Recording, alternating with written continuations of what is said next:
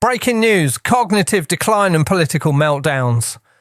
Donald Trump is not handling the questions about his brain very well. He jumped on Truth Social last night and unleashed a poorly written essay, is what I would call it, about how he is the hardest working, smartest, most perfect president ever to live. And you can tell exactly what's going on here. The growing discussions of Donald Trump's cognitive and physical health decline are getting to him. He's rambling about stopping wars and all of this stuff, but then he gets to the core of it, and this is driving him up a wall.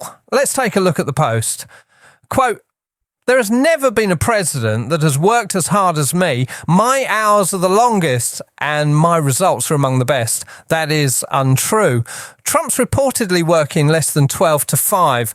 I've stopped 8 wars, saving many millions of lives in the process. That is untrue.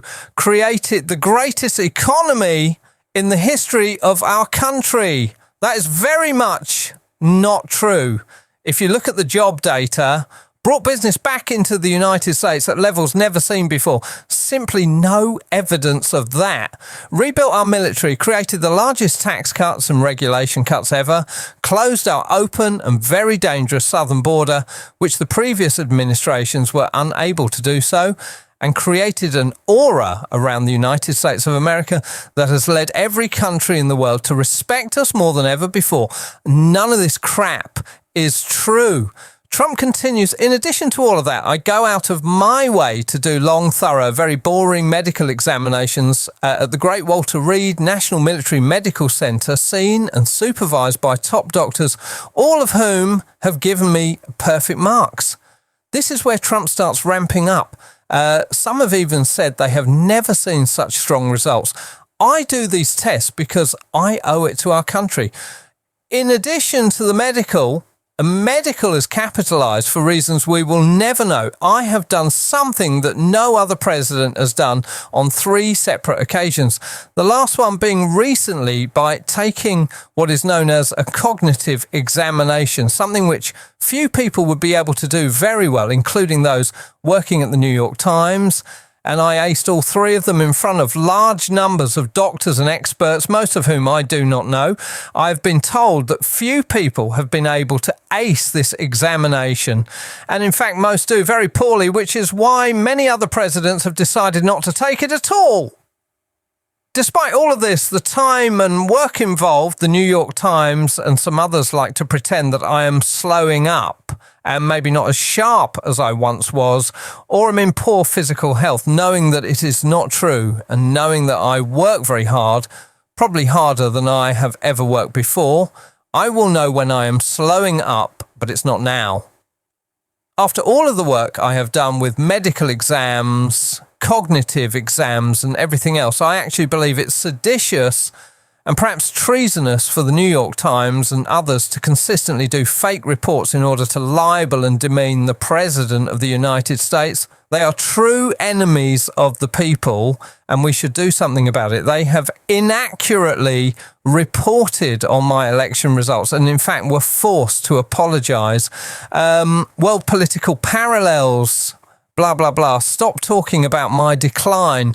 If you had shared a message like that 11 years ago, before Trump came onto the political scene, saying this will be the post of an American president years from now, no one would have believed you. Trump is saying it's criminal to talk about his cognitive health. Think about the dictatorial delusions that requires.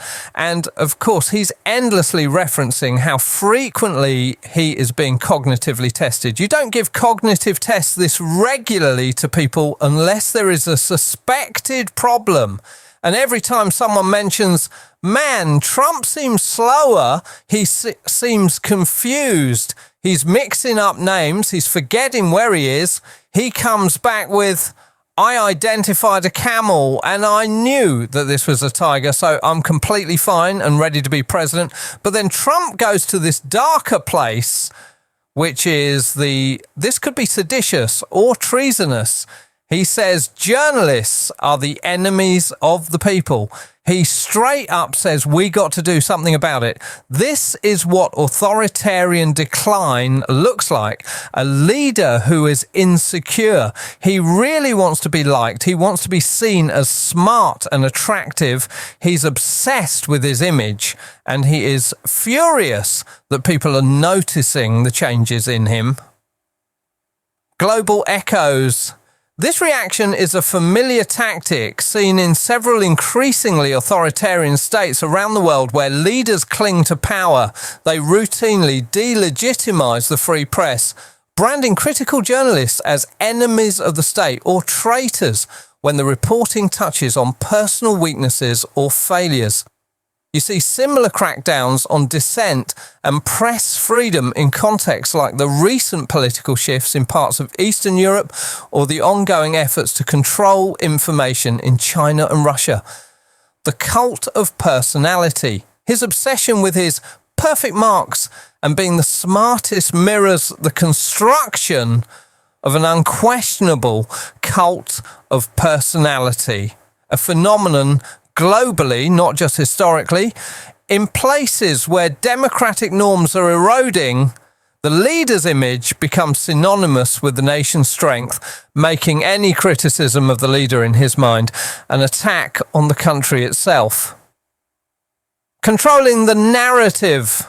The international political landscape right now is defined by a struggle for narrative control.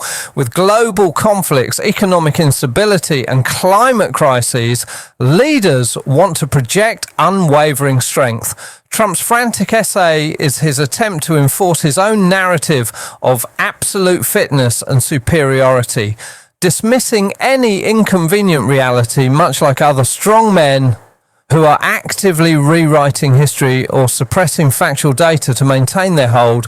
And if Trump were actually confident in his mental state, he wouldn't be writing midnight tantrum manifestos about how great his brain is and how he keeps passing a brain injury test. So yes, the questions about Trump's cognitive decline are landing hard. The meltdown over it and Trump's obsession with the topic is the proof. And that, of course, suggests there is something there. Would you like me to find recent international news stories that detail other instances of governments cracking down on press freedom?